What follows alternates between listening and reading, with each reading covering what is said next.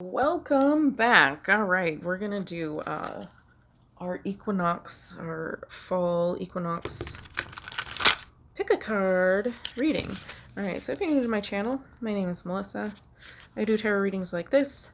We do Metaphysical Monday, where we talk about witchy things and spiritual stuff and crystals and symbolism and all that good stuff, and witchy unboxing videos. So if you're into that, stick around, check out the channel, browse, whatever. Love to have you. All right, so we're gonna do 3 piles today. Looking ahead toward fall. What are we harvesting, right? What's harvesting for you? I feel like I should do an oracle card too.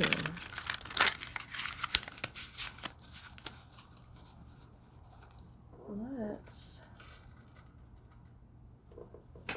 Oh, I'm knocking stuff down, sorry guys. Oh, there goes the crystal. Nope. Got it. All right, then we're going to pull an oracle card for each pile as well. Let's go ahead and get these piles started. All right.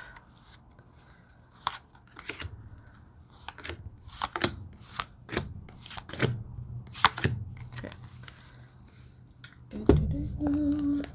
There will be timestamps if you want to skip all of this. But if you want to feel the cards as I'm putting them down, you can watch. I don't mind. All right.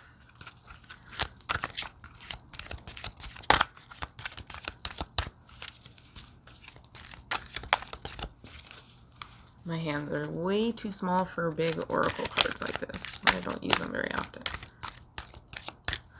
All right, messages for fall. All right.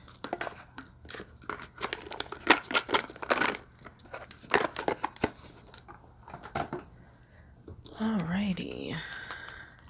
Let's get these centered here. I'm gonna put these on the bottom. Boom.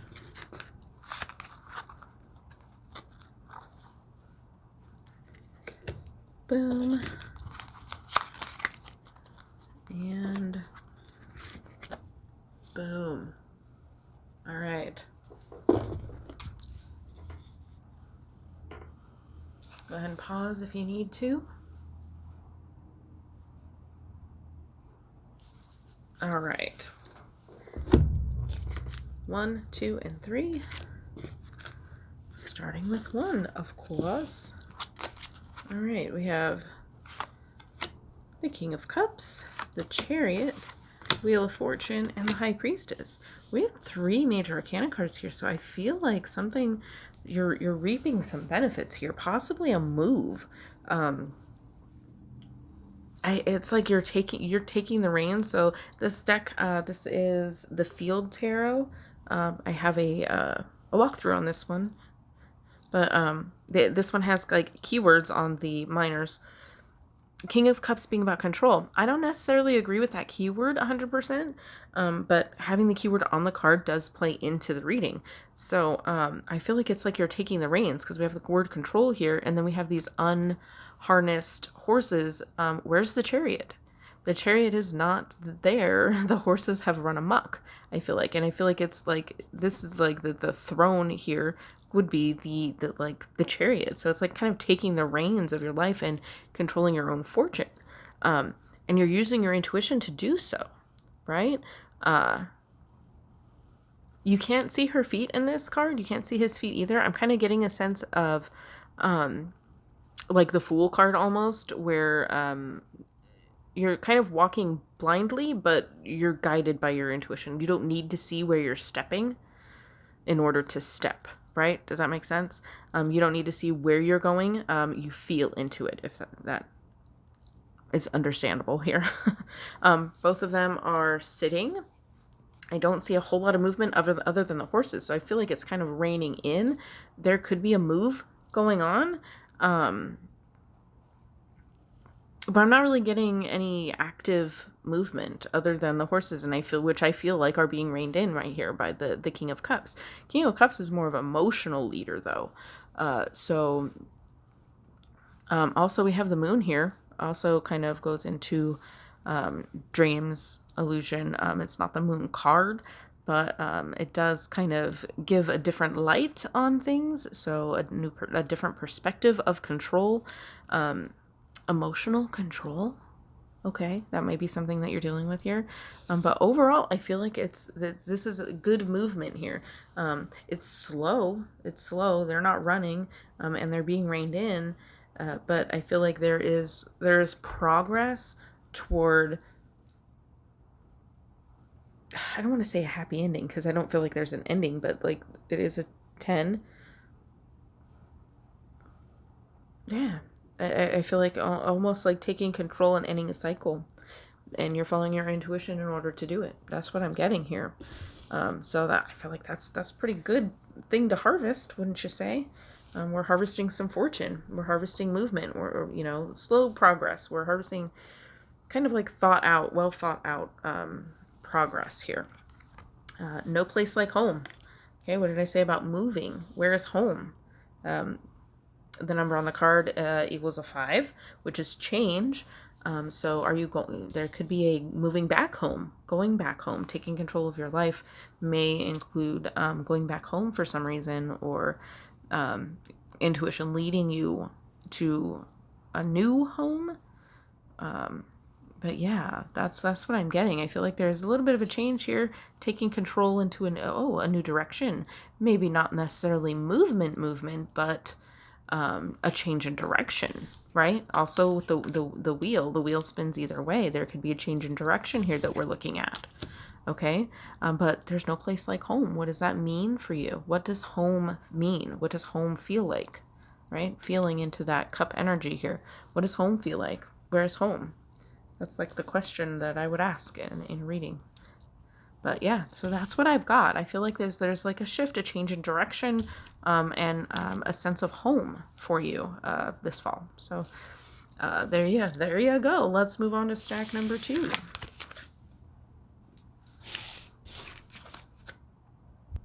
Stack number 2. Princess of Swords, Princess of Discs, and a Tower. Okay, so the princesses are, I believe, knights in the from traditional whatever. So the Princess of Swords is, it says curiosity, like I said. I don't know, maybe you didn't hear that if you skipped the other reading, but this deck does have keywords. I don't necessarily agree with them all, but because the word is on the card, it will play into the reading. So Princess of Swords, it says curiosity, manifestation, and then we have the Tower. So I feel like there's like a manifestation of change, right? The Tower is a sudden and swift, unexpected kind of change, breaking down to the foundation, to your core, right? Swords being about the mental energy, the air element, so relating to thoughts, knowledge, and communication. Princess of Discs relating to earth energy, money, career, home. That's that type of stuff that you can use all of your senses to perceive. And then again, the Tower being about change. Now, there is something different in this Tower.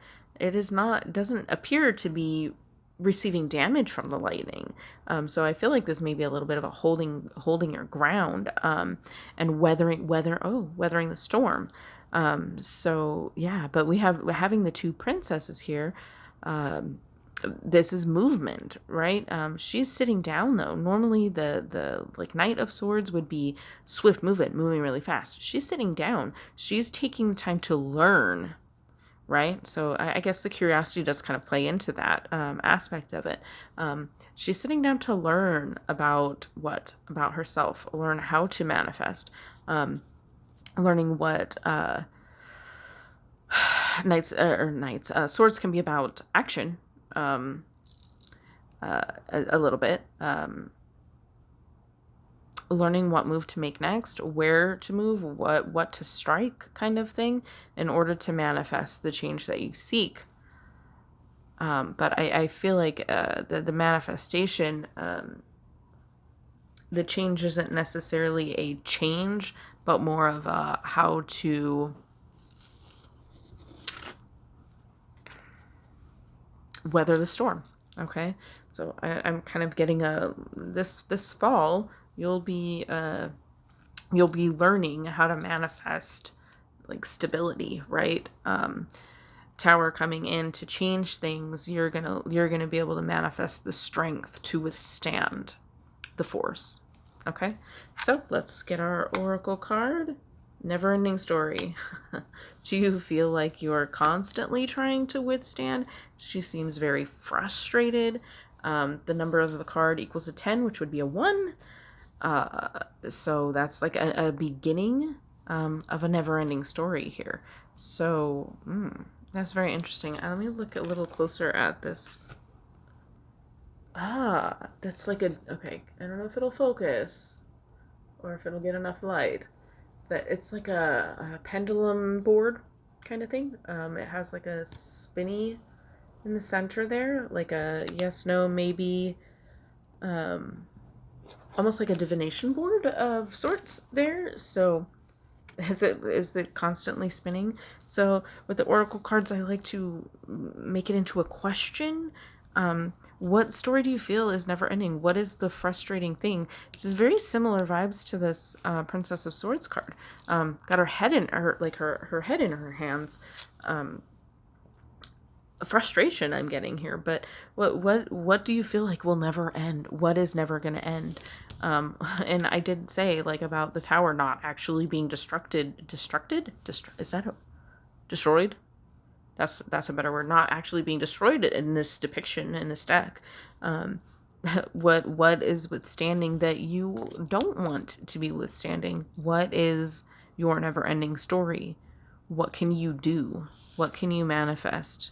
What in your physical reality can be changed in order to release the never-ending story? All right, let's move on to stack number 3.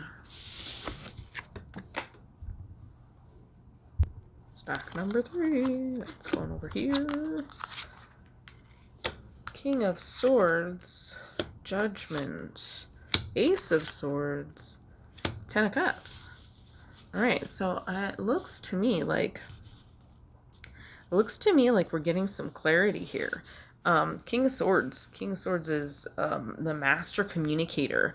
I say this sometimes with the king and queen. It's a double-edged sword in this card, right? It can go either way. It can be clear, concise communication, authority, kind of communicating, or it can be cutting people down.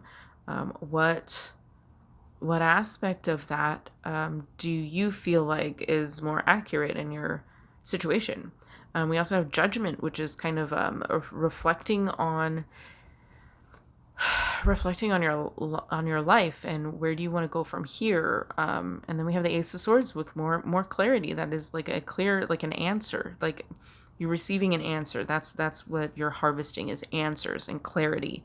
And it may be a person who helps you with that clarity, but I feel like there's also a reflective quality going on here with the Judgment card, being called to something greater. But like when, being called up to the afterworld, and you have to go through a review of your life like this. Where are you reflecting that brings you clarity? Okay. And then Harmony, the 10 of Cups, is like the happy card. This is the wishes fulfilled. This is the commitment attained, culmination of all of your emotional work being productive here, right? So there is a clarity and a harmony that comes from self-reflection. He seems a little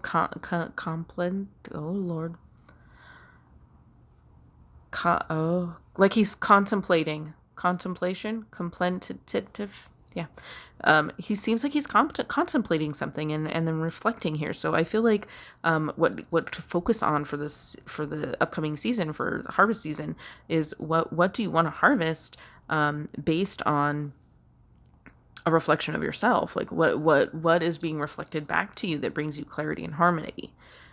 Finding that, I feel like it's going to be a time where you are reflecting and contemplating what clarity means, what harmony means, that sort of thing. That's kind of what I'm getting here as far as what's coming for the fall, is a lot of reflecting, self-reflection, communication with yourself, clarity, bringing in some happiness here. All right. And your oracle card, flexible. Be flexible. The 19 comes to a 1, beginning a new flexibility for you. We have another one here with the Ace of Swords. Being flexible in understanding yourself. And I feel like flexibility also means a little bit of being able, like being able to laugh at yourself instead of being embarrassed when you do something silly or that you didn't mean to do. Laughing at yourself, putting yourself in a position of not judging yourself. That's a form of flexibility to me. Not judging yourself, judgment card. But being flexible in how you view yourself. You don't have to judge yourself so harshly. Just reflect and absorb what you're reflecting, what is being reflected back to you, what you're seeing in yourself, and being flexible in your understanding of where you came from and how things happened that you're reflecting on, that sort of thing. So with the Oracle card, I'd like to phrase it as a question. Where can you be more flexible? Could you work on physical activity as a way of helping you reflect on yourself? Will increasing your physical activity bring some clarity and harmony into your life? It could be harmony between your physical body here and your thought and your mind and your capability or your capacity for knowledge. That harmony could be a balance between those. So where can you be more flexible? Is there something physically that you need to work on flexibility wise? Is it your body that's causing problems? Maybe he's hunched over looking like he's thinking about something, but really his back hurts. You know what I mean? So that's the question I would pose to you. I appreciate you watching this reading. If you have stuck around this far and watched them all, I really appreciate you. Don't forget to hit that subscribe button. I will see you in the next video. As always, have a blessed day.